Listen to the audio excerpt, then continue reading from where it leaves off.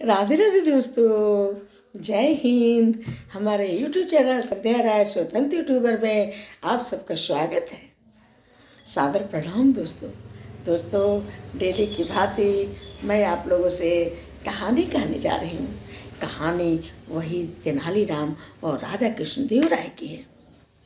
अच्छा दोस्तों, कहानी सुनने से पहले, वीडियो देखने से पहले प्लीज़ मैं डेली आप सबसे कहती हूँ, प्लीज़ निवेदन है कि जो सब्सक्राइब न किया हो, लाइक न किया हो, प्लीज़ दोस्तों सब्सक्राइब जरूर कर देना।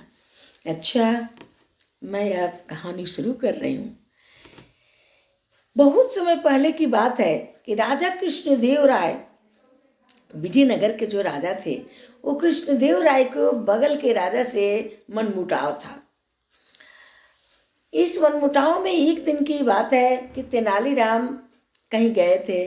तेनालीराम के न रहने का फायदा उठाकर जो तेनालीराम से जलते थे, वे जाकर राजा कृष्णदेव राय से बोले, महाराज मैं आपसे कुछ कहना चाहता हूँ। बोलो बोलो बोलो महाराज, गुस्ताखी ना हो, आप वचन दीजिए कि आप कहीं मार न दें।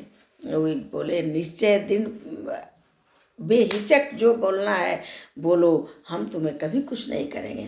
अब ये जवान सुनकर फिर उन्होंने बोला, महाराज तेनालीराम उस बगल वाले राजा से मिले हुए हैं, वो चाहते हैं कि हमारा राज उन राजा के पास चले जाए।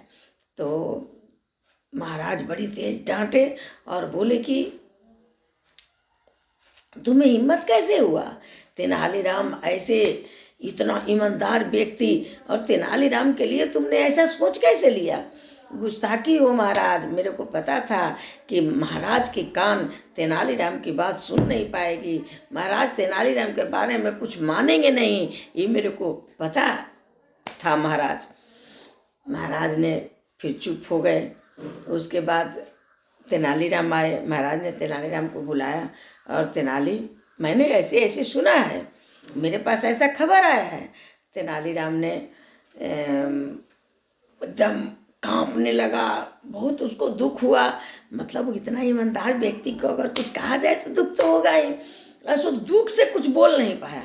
फिर राजा ने बोले, इसका मतलब तेनाली मैं सच मानूं, तुम विपक्ष से मिले हुए हो? तेनाली अब उसके आंख से आंस गिरने लगे।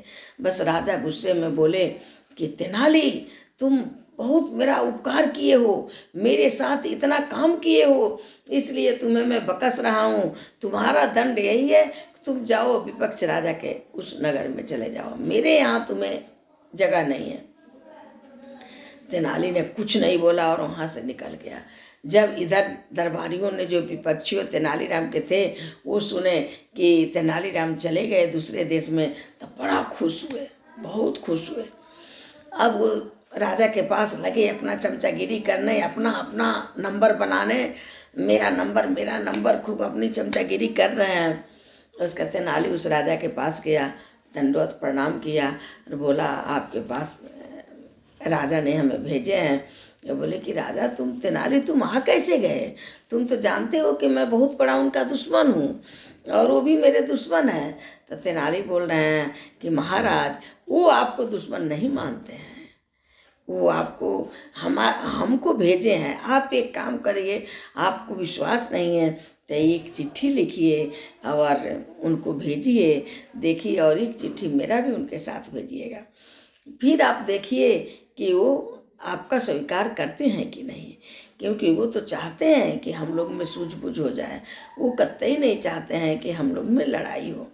कि जो आपसे ये बात कहा है वही उनसे भी जाके कहा है कि आप चाह रहे हैं उनसे लड़ाई करना। फिर वैसे तेनाली ऐसा समझाया कि उनके समझ में बात आ गई, समझ गए राजा। राजा साहब ने एक लेटर लिखा और काफ़ी उपहार लेकर और एक अपने दरबारी को बुलाया और उसको राजा के पास भेजा। तब तक कृष्णदेव राय को ये भी पता लग गई थी कि तेनाली ने कोई गलती नहीं किया है, ये लोग तेनाली को झूठे लगाए हैं। फिर राजा ने उनका उपहार स्वीकार किया और एक लेटर लिख के भेजा कि आप जल्दी तुरंत तेनाली को भेजिए, वापस करिए। फिर तेनाली आए, तेनाली को काफ़ी राज्य में स्वागत हुआ। राजा बहुत सारा उपहार लेके उनको भेंट किए और स्वागत करके स्वागत के साथ महल में तेनाली को लाया गया। अब जितने जलने वाले थे और जो राजा से झूठ बोले थे और शर्मा के पानी पानी हो गए। तो दोस्तों, इस कहानी से सीख ये मिलती है कि कभी किसी को नीचे न दिखाएं, क्योंकि नीचे किसी के दिखाने से नहीं होता है, ऊपर वाले सबके होते हैं। कभी किसी को नीचे ना दिखाएं, इस कहानी से सीख यही मिलती है। अच्छा दोस्तों, फिर अगले वीडियो में मिलती हूँ। तब तक के लिए बाय बाय, सादर प्रणाम और बाय बाय।